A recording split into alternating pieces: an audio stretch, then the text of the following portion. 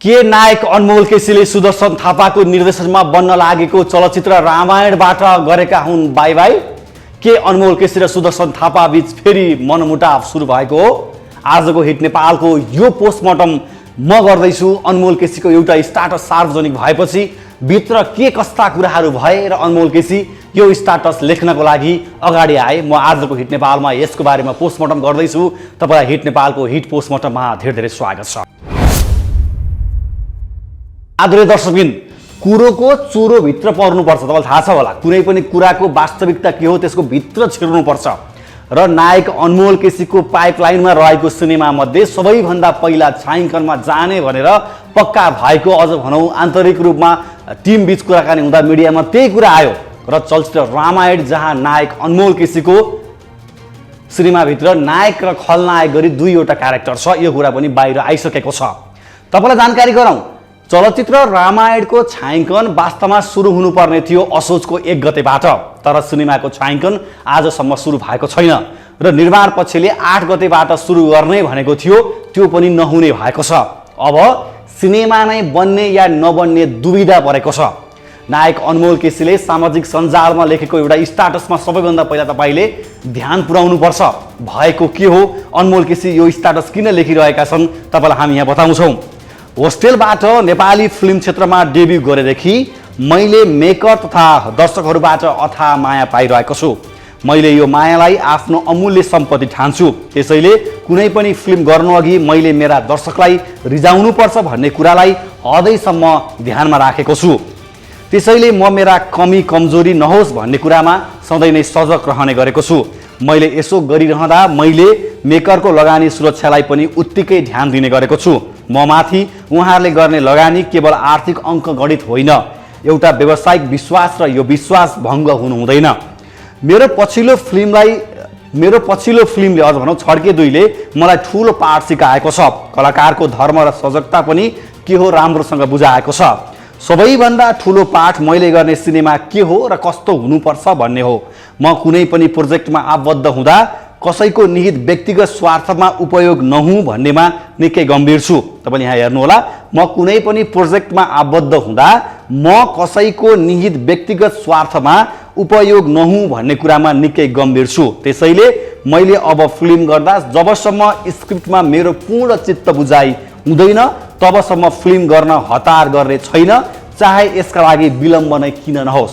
तपाईँले याद गर्नुहोला, फिल्म गर्दा जबसम्म स्क्रिप्टमा मेरो पूर्ण चित्त बुझाइ हुँदैन तबसम्म म कुनै पनि सिनेमा गर्नको लागि हतार गर्ने छैन, चाहे यसका लागि विलम्ब नै किन नहोस्। अबको मेरो एकमात्र ध्यान भनेको प्रोजेक्ट कसरी राम्रो हुन्छ भन्ने हो। यसका लागि अब म माथि कुनै पनि प्रकारको दबाव वा हतारको प्रभाव हुन्न र हुन दिने छैन भन्नेमा म दृढ विश्वास लिएको छु। किनकि मलाई लाग्छ मैले यति गर्न सकेँ भने मात्र म एक सच्चा कलाकार ठहरिनेछु। यसले मलाई व्यक्तिगत रूपमा त राम्रो गर्छ नै, म माथि भरोसा गरेर लगानी गर्ने निर्माताहरू पनि ठुलो भलो हुनेछ भन्ने मलाई लाग्छ। यसले सिनेमा निर्माणको व्यावसायिकता र यो क्षेत्र कति घनीभूत छ भन्ने कुरालाई स्थापित गर्छ र यसमा हामी सबै गम्भीर हुन जरुरी छ। नोट, मेरो आउने प्रोजेक्टहरू आधिकारिक पेजबाट घोषणा नभएसम्म, तपाईँले याद गर्नुहोला है, आधिकारिक पेजबाट घोषणा नभएसम्म अनाधिकारिक रूपमा सम्प्रेषण नगरिदिनु हुन विनम्र अनुरोध गर्दछु भनेर अनमोल केसीले यहाँ भनेका छन्। र अनमोल केसीले पछिल्लो समयमा आफ्नो सामाजिक सञ्जालबाट आधिकारिक रूपमा घोषणा गरेको एउटा मात्र फिल्म हो फर्की, जसलाई रोहित अधिकारीले निर्माण गर्दैछन् र फर्की भन्ने सिनेमा चाहिँ उनले काम गर्ने पक्का छ। यो कुरा अनमोल केसीको स्टाटसबाट बुझिन्छ र यसले के बुझिन्छ भने अनमोल केसीले आजका दिनसम्म मिडियामा फोटोहरू जे आए पनि सुदर्शन थापाको रामायण भन्ने सिनेमाको बारेमा आफ्नो सोसल मिडियाबाट कुनै पनि तस्बिर सार्वजनिक गरेका छैनन् दर्शकबिन, कुनै पनि आधिकारिक धारणा सार्वजनिक गरेका छैनन् दर्शकबिन। र अनमोल केसीले यो स्टाटस कहीँ कतै रामायणप्रति लक्षित गरेको भन्ने मेरो बुझाइ छ। किनभने मलाई व्यक्तिगत रूपमा पनि राम्रो गर्छ नै, म माथि भरोसा गरेर लगानी गर्ने निर्माताहरू पनि यसमा भलो हुन्छ। यसले सिनेमा निर्माणको व्यावसायिकता र यो क्षेत्र कति घनीभूत छ भन्ने कुरालाई स्थापित गर्छ भनेर पनि उनले लेखेका छन्। र उनले के भनेका छन् भने म अबसम्म चित्त बुझेसम्म स्क्रिप्ट चित्त नबुझेसम्म कुनै पनि सिनेमामा काम गर्नको लागि हतार गर्ने छैन, म चाँडो त्यसको लागि दौडधुप गर्ने छैन र यसको प्रभाव वा भनौँ कुनै पनि प्रकारको दबाव वा हतारको प्रभाव हुन्न र म माथि यो हुन दिने छैन भनेर अनमोल केसीले भनेका छन्। दर्शकबिन, यसरी हेर्दा अनमोल केसीले साइन गरेको आजसम्मको एउटा फिल्म फर्की फर्की देखिन्छ। अब तपाईँलाई म सुदर्शन थापा र अनमोल केसी बिचको यो जुन भित्रको यो ट्युनिङ छ यो कसरी बिग्रियो भन्ने कुरा तपाईँलाई बताउँछु, किनकि यो चिज बाहिर आउनको लागि तयार थियो तर अब हामीले बाहिर ल्याउनुपर्छ।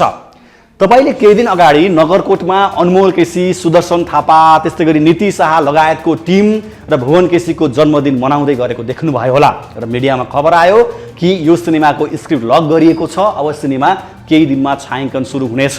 तर यो सिनेमाको छायाङ्कन सुरु हुने कुरा गर्दै गर्दा अनमोल केसीले सिनेमाको लागि अहिलेसम्म कुनै पनि ओक्सप गरेका छैनन्। दर्शकबिन, त्यति मात्र होइन, अनमोल केसीले सिनेमाको लागि आफ्नो कपडाको साइज, आफ्नो कपालको साइज यी कुराहरू पनि मिलाएका छन्। तर उनी सिनेमाको फाइनल स्क्रिप्ट जुन रहेको छ त्यो फाइनल स्क्रिप्टमा अझै मेहनत गर्नुपर्छ भन्ने बुझाइमा रहेको भन्ने कुरा हामीले सुनेका छौँ।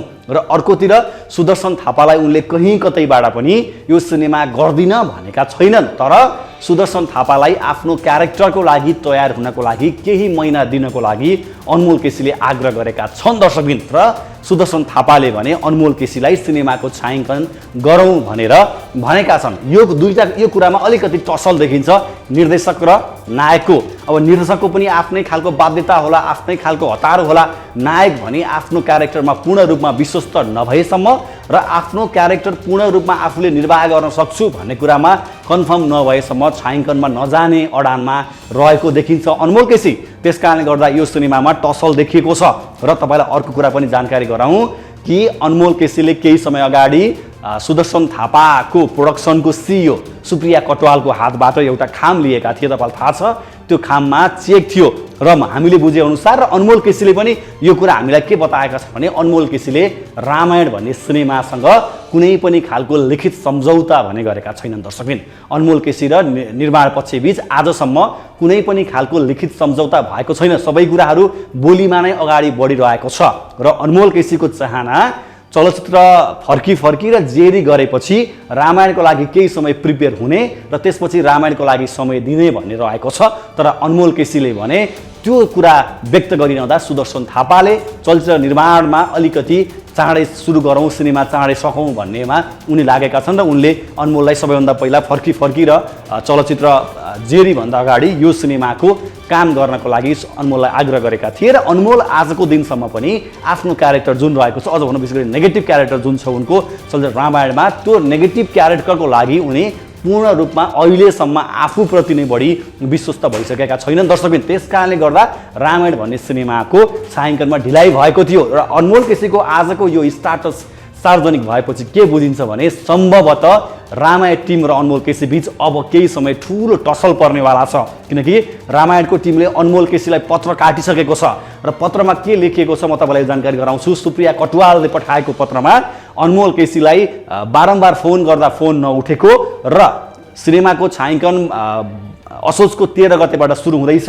र 13 गते घरमा जिप आउँछ, त्यसको लागि तयार रहनको लागि आग्रह गरिएको छ। दर्शकबिन, जिप हामी पठाउँछौँ छायाङ्कनको लागि, त्यसको लागि तयार रहनको लागि आग्रह गरिएको छ र 6-7 गतेबाट नै कन्ट्याक्टमा रहनको लागि र केही दिन कन्ट्याक्टमा रहेपछि सिनेमाको छायाङ्कन सुरु गर्दैछौँ हामी, त्यसको लागि तपाईँ तयार रहनुहोला भनेर सिनेमाको निर्माण पक्षले अनमोल केसीलाई पनि एउटा पत्र पठाइसकेको छ। दर्शकबिन, तर अनमोल केसी भने सिनेमा रामायणको लागि तयार नभएको उनको यो स्ट्याटसले पनि बताउँछ र आजको दिनसम्म अनमोलले रामायणमा काम गर्दैछु भनेर आधिकारिक रूपमा आफ्नो सोसल मिडियाबाट वा कहीँबाट पनि नभनेकोले अनमोलको स्ट्याटसलाई आधार मान्ने हो भने अनमोल केसी अहिलेसम्म फर्की फर्की र जेरी अन द टप भन्ने जुन सिनेमा छ यी दुई सिनेमाको लागि मात्रै उनले सिनेमा साइन गरेको, यसको लागि मात्रै प्रिपेयर भएको अनमोल केसीको स्ट्याटसले बताउँछ। अब यहाँ अनमोल केसीले चेक किन लिए, यदि उनी यो फिल्मको लागि प्रिपेयर थिएनन् भने उनले चेक किन लिए भन्ने प्रश्न उठ्छ र अनमोल केसीले बारम्बार गर्दै आएको एउटा गल्ती के हो भने उनी सिनेमाको लागि लिखित सम्झौता नगरे पनि सबैभन्दा पहिला चेक लिन हतारिन्छन्। त्यसले गर्दा उनी बारम्बार विवादमा पर्छन् र निर्माण पक्षले अनमोल केसी सिनेमाको लागि फाइनल भएको भनेर मिडियामा खबर पुर्याउँछ। त्यसकारणले गर्दा यसपटक अनमोलले यदि रामायणको लागि उनी तयार थिएनन् भने उनले चेक किन लिए यो भने उनले ब्लन्डर गरेका छन्। अनमोल केसीलाई यो बारेमा सजग रहनको लागि पनि मेरो आग्रह छ दर्शकबिन। हो, रामायण टिमभित्र एउटा खैलावैला मचिएको छ यति बेला र चलचित्र रामायण विशेष गरी अनमोल केसीले अब गर्छन् या गर्दैनन् त्यो पक्का छैन। तर एउटा कुरा कन्फर्म छ, सिनेमाको निर्माण टिमले अब कानुनी बाटो खोज्छ या अरू कुनै बाटो खोज्छ या मिडियामा पत्रकार सम्मेलन गरेर आफ्नो कुरा धारणा राख्छ। पक्कै पनि त्यो राख्न आवश्यक पनि छ, किनकि अनमोल केसीको मात्र यहाँ सामाजिक सञ्जालमा एकरो कुरा आएको छ। हुन त उनले रामायण भन्ने सिनेमा कहीँ पनि मेन्सन गरेका छैनन् दर्शकबिन, तर उनले मेन्सन नगरे पनि उनको स्टाटसको अधिकांश भागले त्यही कुरा सङ्केत गर्छ। हामी तपाईँलाई यहाँ जानकारी गरायौँ र रामायण टिम र अनमोल केसीको सम्बन्ध अब सुमधुर छैन, यो कुरा भने कन्फर्म हो, पक्का हो। तर अनमोल केसीले रामायण भन्ने सिनेमाको कथालाई मन पराएका छन्, तर आफ्नो जुन क्यारेक्टर छ त्यो क्यारेक्टरको लागि उनले केही समय मागेका छन् र सुदर्शन थापाले भने सिनेमाको छायाङ्कन असोजको 12-13 गतेबाट सुरु गर्ने तयारी गरेका थिए। अब उनको अनमोल केसीको घर तल भ्यान जान्छ, अनमोल केसी भ्यानमा बस्छन् कि बस्दैनन्, उनी सुटिङमा जान्छन् कि जाँदैनन्, त्यो कुरा भनेको अब हामी तपाईँलाई असोजको 13 गते नै अपडेट गराउन सक्छौँ। तर आजको दिनसम्म आइपुग्दा अनमोल केसीले अब कार्तिकको फुलपातीबाट भनौँ तिहारको फुलपातीबाट फर्कीको लागि छायाङ्कन सुरु गर्दैछन् र रामायण टिमलाई उनले जुन स्टाटस लेखेका छन् त्यो स्टाटस उनको लक्षित हो रामायण टिमप्रति दर्शकबिन। पूजा शर्माको ब्यानरबाट बन्ने पक्का भएको बेलामा अनमोल केसीले यो सिनेमा साइन गरेका थिए र अन्तिममा उनले आफूले लिएको पेस्की रकम 10 लाख रुपियाँ पूजा शर्मालाई फिर्ता गरिसकेका छन् र पूजा शर्मा त्यो टिमबाट बाहिर निस्किसकेको अवस्था छ र सुदर्शन थापाको ब्यानरबाट यो सिनेमा बनाउने तयारी गर्दै गर्दा अनमोल केसीसँग कुराकानी भयो, उनले स्क्रिप्ट फाइनल गर्नको लागि आग्रह गरे, नगरकोटमा गए, सबै कुराहरू भयो। तर अनमोल आफ्नो क्यारेक्टरको लागि अझै पनि फिट नहुँदा, अझै पनि आफू त्यो क्यारेक्टरको लागि तयार नहुँदा अन्ततः रामायण भन्ने फिल्मको टिम र अनमोल केसी बीच नै एउटा ठुलो शीतयुद्ध सुरु भएको छ र यसले केही दिन मिडिया तताउनेवाला छ, यसले केही दिन सामाजिक सञ्जाल तताउनेवाला छ। तपाईँले हेर्नु होला, हामीले भनेका छौँ आज केही दिनपछि पक्कै यो कुराले ठुलो रूप पनि लिनेवाला छ।